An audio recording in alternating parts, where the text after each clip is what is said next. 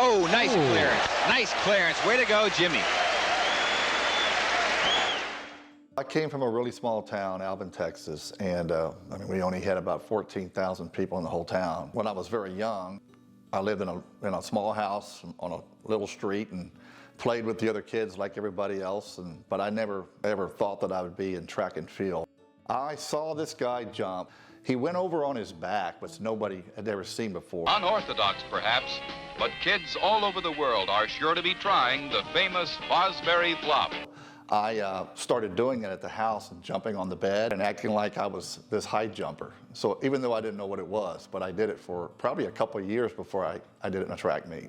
Eventually went into a track meet, and the coach told me to go ahead and try to high jump because we didn't have a high jumper. So I went out there and I realized, hey, this is what I've been doing at the house on the bed.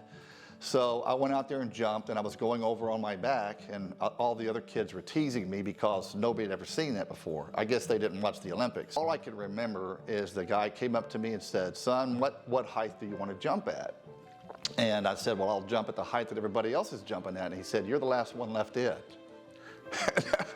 They stopped teasing me. I actually jumped over my head that day. Back in 1970, you just didn't see that very often. Getting a scholarship to Texas A&M, it was like a dream come true. My freshman year at Texas A&M, we have a yearbook, and it's called the Battalion, and it's a big yearbook, you can see. This is the 1979 one right here. Anyway, we were all hoping that we would maybe get a small picture of ourselves. And of course, if you were really good, maybe you would get a half-a-page picture, or boy, imagine if you got a full page. Well, nobody had ever gotten bigger than a full page, certainly. So when the Battalion came out, we all grabbed it and looked at it. And I looked at it, and everybody goes, what the heck? And when you open it up the track, it's a 2-page picture that I had high jumping. Texas A&M changed my life. It enabled me to go after my dreams.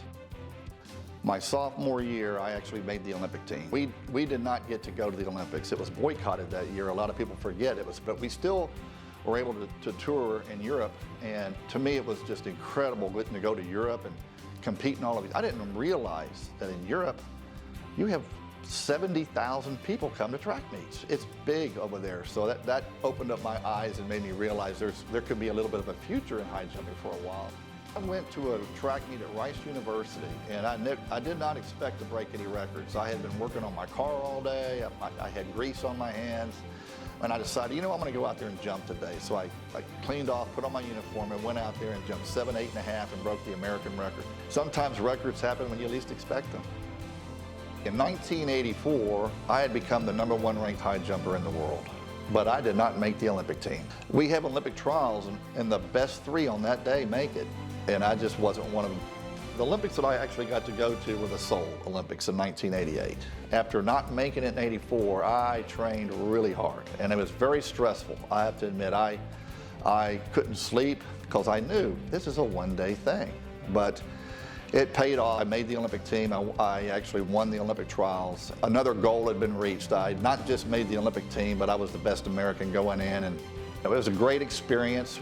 You stay in a training center for a while. So we first went to California and stayed for about a week, and then we went to Japan and stayed for a week. And then they take you in there just a few days before the event. They don't want you staying there too long. And that was fun, competing in Seoul, Korea. And I got to see the city and be with other athletes. The events in track and field, it's an individual sport. You can't rely on teammates to help you. It's just you. And if you do bad, you only have yourself to blame. So later on in life, I think that helped me to start my business because I sort of had the courage to go out on my own since I had done that in track and field. I'd say for any athlete that aspires to be good at anything is to never give up. I saw other people that seem so much better than me, but you just got to keep trying and make goals. I look back and some of the things I did without anybody telling me to do turned out to be the right thing. You can call it luck or whatever, but I would make goals for every year. I would put a mark up on the wall and say, I'm going to jump that this year, and I would sit there and stare at it every day. Tim Howard over the bar, 17 8 inches, a new American record.